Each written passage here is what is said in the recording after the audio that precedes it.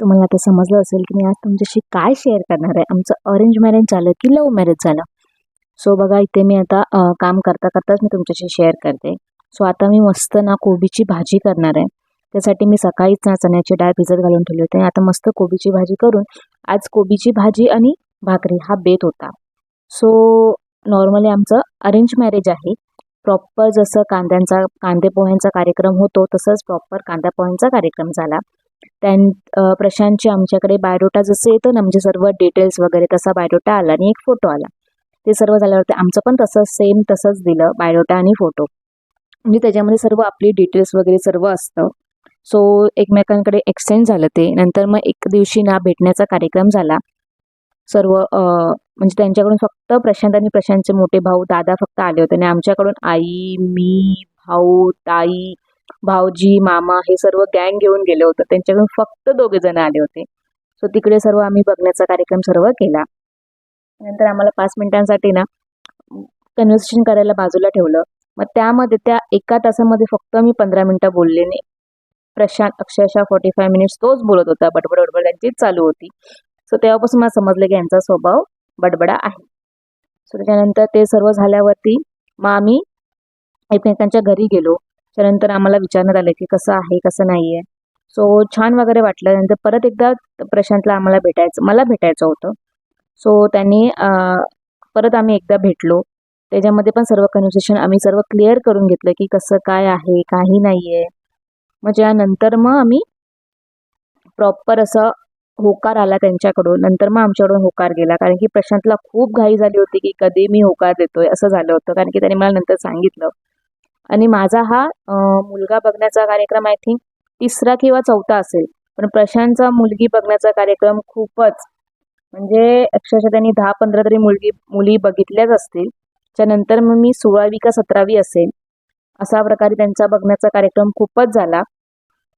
ते गावी पुण्याला असं काय काय मुली बघण्याचा कार्यक्रम झाला होता त्यांचा. आणि आम्ही सेम गावाचे आहोत, सेम गावी वगैरे सेम गाव आहे, असं नाही की वेगळं गाव आणि वेगळं गाव.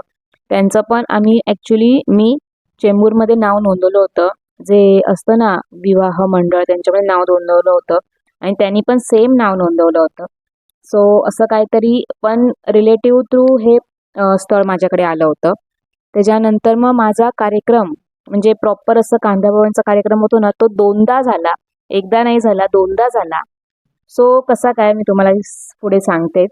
सो अक्षितचं बघा, हे ना पझल गेम आहे. त्याच्यामध्ये सर्व ॲनिमल्स आहेत, बर्ड्स आहेत, सर्व काय काय मी त्याला घेऊन आली होती की त्याने त्याला आयडिया मिळेल की कसं आपण जॉईन वगैरे करायचं. आणि त्याला ते सर्व येतं, पण त्यातले आता अर्धे आहेत, अर्धे हरवून टाकलेत, असं काय काय त्यांचं चालू असतं. सो त्याचा कधी मूड झाला की तो बॅगेत तो भरून ठेवतो. आणि बॅगेतून तुम्ही बघितलं असेल की बॅगेतून आम्ही ते काढलं आणि तो झोपेतून उठला, त्याला एक ग्लास दूध पितो तो, म्हणजे तो वाटीमध्येच दूध पितो. आणि जर काय असेल तर ते तो खातो, नाही तर मग फ्रुट्स वगैरे ऑरेंज वगैरे ते तो खातो. आणि किवी तर त्याला का आवडतं काय सांगू. सो असं काहीतरी गेम आमचं चालू होतं.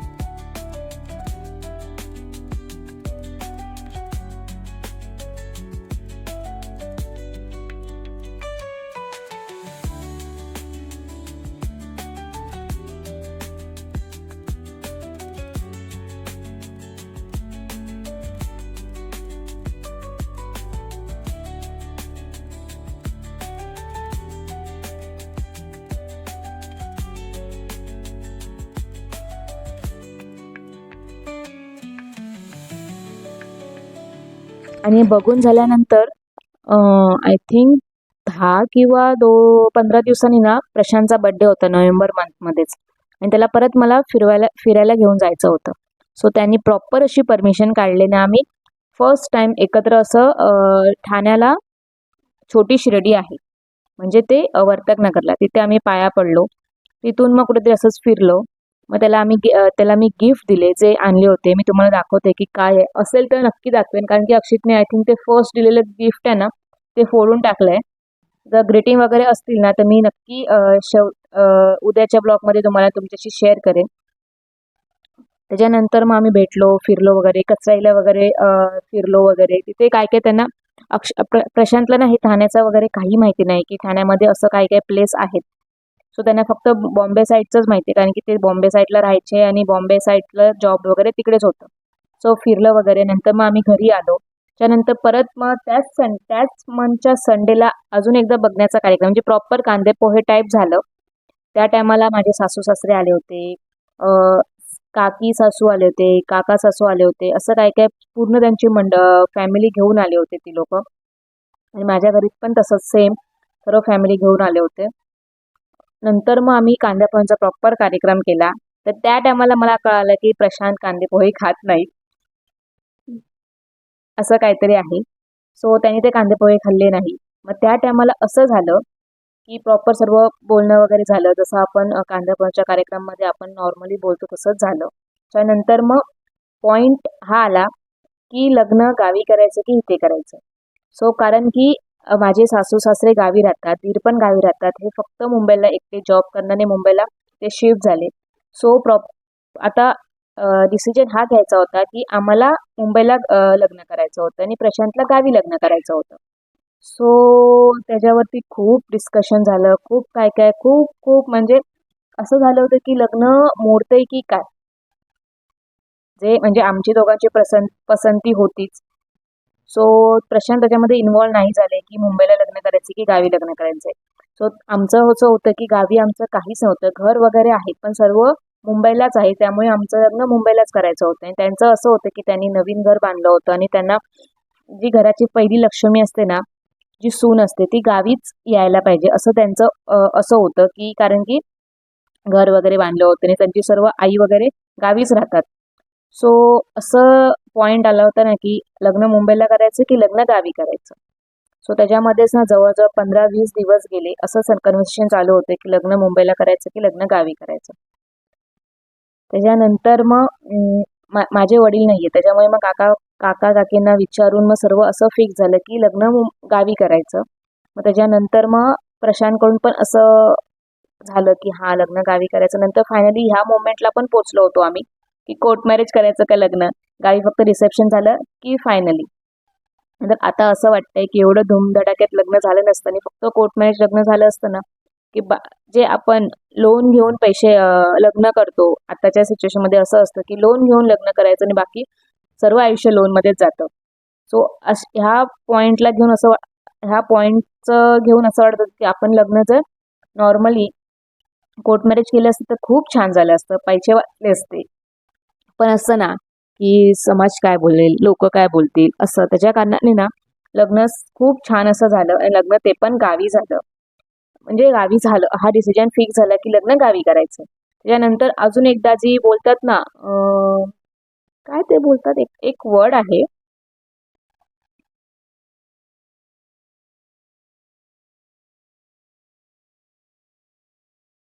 हे जे दृश्य दिसतंय ना तुम्हाला, ते ना मोबाईलमध्ये इतकं जस्टिस नाही होत आहे, पण प्रत्यक्ष ना इतकं छान वाटत होतं ना. ऑरेंज, रेड, ब्ल्यू, व्हाईट असा सर्व कलर त्याच्यामध्ये दिसत होते आणि खूप छान ते वाटत होतं. नंतर आज मी तुम्हाला बोलली की आज भाकरी आणि भाजीचाच बेत होता, त्याच्यामुळे अक्षितला फटाफट गरम गरम भाकरी भाजून देत होती.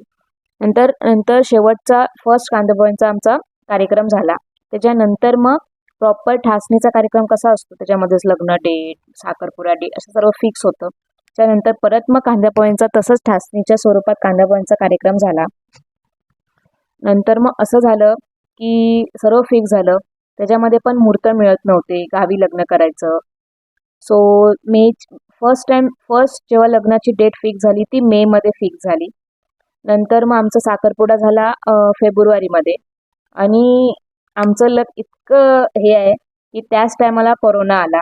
आमचं जेव्हा लग्न ठरत होतं त्या टायमाला इंडियामध्ये म्हणजे मुंबईमध्ये कोरोना नव्हता, तो बाहेरच्या देशात होता. आणि जेव्हा आमचं लग्न साखरपुडा झाल्याच्यानंतर 15-20 दिवसानेच लॉकडाऊन लागलं. आणि लॉकडाऊनमध्ये तुम्हाला माहितीच आहे की लग्न कसं झालं होतं, की घरच्या घरी लग्न करा, किंवा फर्स्ट लॉकडाऊन झालं तेव्हा घरच्या घरी लग्न करा, नंतर सेकंड लॉकडाऊन झालं तेव्हा 15-20 जणांमध्ये लग्न करा, थर्ड लॉकडाऊन झालं तेव्हा असंच काहीतरी, म्हणजे फक्त संख्या 50 ते 60 जणांमध्ये लग्न करा, असं काहीतरी चाललं होतं. सो इन्व्हिटेशन वगैरे त्याच टायमाला ना सर्व थांबलं होतं, कारण की 19 मार्च 2020ला लॉकडाऊन आपलं चालू झालं होतं. करेक्ट, आय थिंक मला डेटला जर लक्षात असेल तर. सो लॉकडाऊनला त्यापासून सुरुवात झाली ना. लॉकडाऊन चालू झाल्यामुळे आपलं काय वर्क फ्रॉम होमच चालू होतं, तेव्हापासून ते टिल डेट वर्क फ्रॉम होमच चालू आहे. असं झालं ना की एवढी सर्व आणि मी ना शॉपिंग आय थिंक लग्न लागल्या जानेवारी फेब्रुवारीमध्ये ना जे लागणार होते ना ते सर्व ना घ्यायला सुरुवात केली होती. काय माहिती मला काय सुचलं, पण मी ना ते घ्यायला सुरुवात करून ठेवली होती, बॅग्स वगैरे. नंतर मग असं झालं की बरं झालं मी अगोदरच घेऊन ठेवलं, नाही तर मग कोरोना लॉकडाऊन लागल्यानंतर सर्वची प्राइस वगैरे हाय होऊन गेली होती.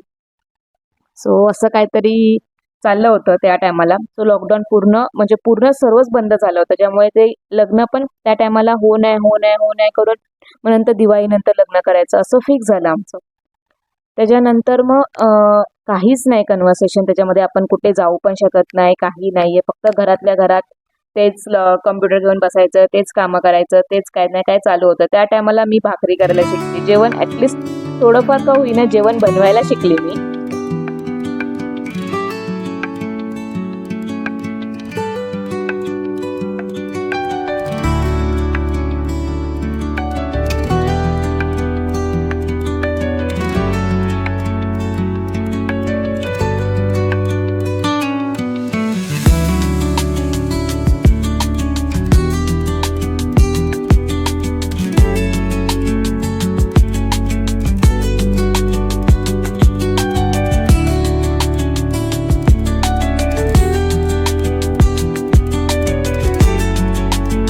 अगोदर कसं असायचं की सकाळी जायचं, उरकून वगैरे डबा घेऊन जायचं, संध्याकाळी रात्री येईपर्यंत उशीर व्हायचा, जेवायचं, झोपायचं, असंच रुटीन चालू होतं. पण लॉकडाऊनमध्ये कसं तुम्ही वर्क फ्रॉम होम पण करा, सर्व म्हणजे सर्व एकूण एक कामं करा. त्याच्यामुळे थोडंफार त्याच टायमाला शिकले होते. ॲटलिस्ट भात, डाळ, भाजी, चपाती आणि भाकरी हे तरी बनवायला मी शिकली होती, कारण की नंतर मग जाऊन आपल्यालाच करायचं होतं ते माहिती होतं. आणि भाकरी भाजता भाजता बघा मला हात चांगलाच बसलाय.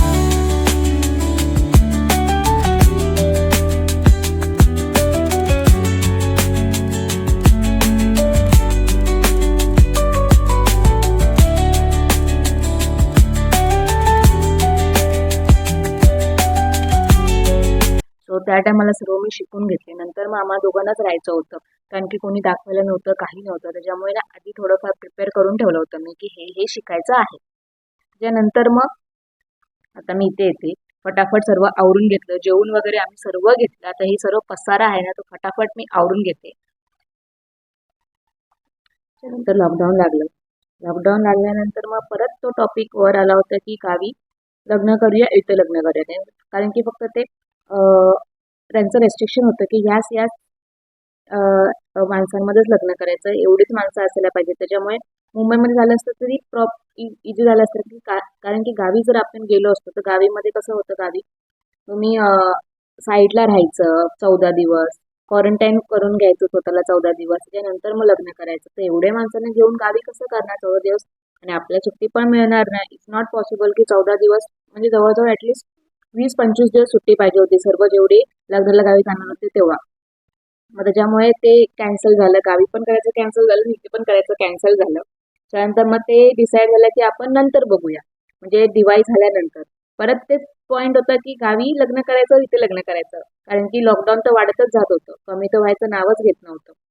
आणि ते क्वारंटाईन व्हायचं रूल ते कंटिन्यू होतं, की ते कमी झालं नव्हतं, कारण की कुठूनही गेलं तरी 14 दिवस क्वारंटाईन व्हावंच लागत होतं.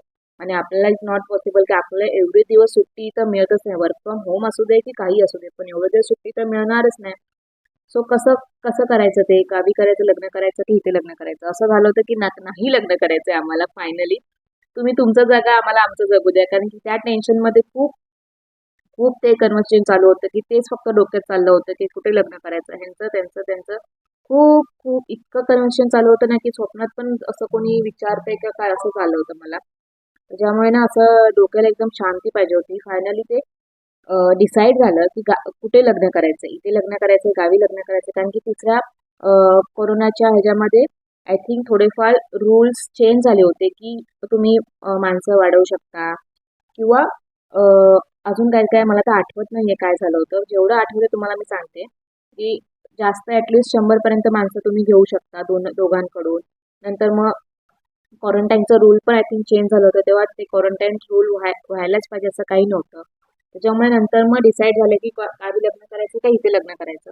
सो ते कुठे लग्न करायचंय, सो नेक्स्ट ब्लॉगमध्ये मी तुम्हाला नक्की सांगणार आहे की ते कुठे लग्न झालंय आणि लग्न झालंच आहे, पण कुठे झालंय ते तुम्हाला मी नक्की सांगेन. सो कसं झालंय, काय त्याच्यावर किती जणांचं कन्व्हर्शन काय झालंय, ते तुम्ही उद्याच्या ब्लॉगमध्ये नक्की बघा. सो इथे फटाफट मी बघा सर्व घर आवरून घेते आणि आता बघा गॅस वगैरे पुसून घेते. कारण की उद्या जेव्हा आपण किचनमध्ये येणार तेव्हा न्यू एनर्जी सोबत येणार. तेच मला खूप आवडते कारण की उद्या आमच्याकडे काहीतरी पाहुणे येणार होते. सो मी तो व्हिडिओ अगोदरच टाकलाय की कोण येणार होते. त्याच्यामुळे थोडीफार साफसफाई मी करून घेते ऑलरेडी. काहीतरी स्वच्छ दिसायला पाहिजे ना, कारण की स्वच्छ क्लीन करूनच झोपलं ना मग ते किडे वगैरे जे येतात रात्रीचे तिथल्या तिथे आपण ठेवून ते नाही होत. त्याच्यामुळे सकाळी मग आल्यावरती थोडंफार फ्रेश राहतं. मग सकाळी किचनमध्ये आल्यावरती अरे ती भांडी पण घासायची आहेत, गॅस पण पुसायचंय, ते ओठा पण आवरायचंय. सो ते सर्व ते परत रुटीन होऊन जातं. त्याच्यामुळे ना मी सर्व हे रात्रीच आवरून घेते. कितीही वाजले, 12 वाजले, 1 वाजला तरी पण हे सर्व मी ना रात्रीच आवरून घेते. आणि फक्त जे उद्याची जी तयारी करायची आहे थोडीफार, जर कडधान्य वगैरेची भाजी करायची असेल तर ती भाजी भिजत घालून ठेवते. और जी भाजी कट करून आपण ठेवू शकतो फ्रीजमध्ये, तर त्याच्याप्रमाणे ती कट करून पण मी फ्रीजमध्ये ठेवून देते. कारण की सकाळी उठल्या उठल्या ना फटाफट आपल्याला आवरायचं असतं, डबा वगैरे असतो सकाळचा. त्याच्यामुळे ना आधी आदल्या दिवशी जेवढं काही होतं ना तेवढं मी सर्व आवरून घेण्याचा प्रयत्न करते. हे सर्व झाल्यावरती मी भांडी लावायची आहेत. सो भांडी लावायचं मला मोठं टेन्शन असतं कारण की गॅस सर्व आवरून घ्यायला, भांडी घासायला मला काहीच प्रॉब्लेम नाहीये. सो मी तिथे सर्व आवरत तुम्ही होते ना काय तोपर्यंत करताय? ना अक्षय तिथे ना क्लीन करत कोणी होता. सांगितले? त्यांनी एक छोटासा कपडा घेतला होता, म्हणजे त्याचाच रुमाल वगैरे घेतला होता आणि तोच ना क्लीन करत होता. तुम्हाला मी दाखवते तो कसा क्लीन करतोय. सो तुम्हाला आता कळालं असेल की आमचं लव्ह मॅरेज आहे की अरेंज मॅरेज आहे. सो पुढे लग्न कुठे होणार आहे, गावी होणार आहे की मुंबईला होणार आहे, त्यासाठी ना पुढचा ब्लॉग नक्की बघायला विसरू नका. सो मला आमची स्टोरी कशी वाटली नक्की मला कमेंटमध्ये सांगा आणि ह्याच्या पुढे पण कशी वाटणार आहे ना ती पण नक्की बघा आणि नक्की मला सांगा कमेंटमध्ये. सो प्रशांत यायला मागत नाही, ते फोर्सफुली घेण्यापेक्षा स्वतःहून ते कधी बोलतील ना की हां मी व्हिडिओमध्ये येईन, तेव्हाच मी त्यांना घेईन. सो तोपर्यंत माझ्या अशाच व्हिडिओ बघत राहा आणि मला असेच सपोर्ट करा. जर अजून कोणी सबस्क्राईब केलं नसेल तर नक्की सबस्क्राईब करा. आपण भेटूया नेक्स्ट इंटरेस्टिंग व्हिडिओमध्ये आणि याच्या पुढे काय होणार आहे आमच्या लग्नाच्या सिरीजमध्ये ते पण नक्की बघा. तोपर्यंत बाय. आणि अक्षितचं काय चाललंय बघा, साफसफाई तो कुठे कुठे जाऊन साफसफाई करतोय. बाय. आपण भेटूया नेक्स्ट व्हिडिओमध्ये. बाय.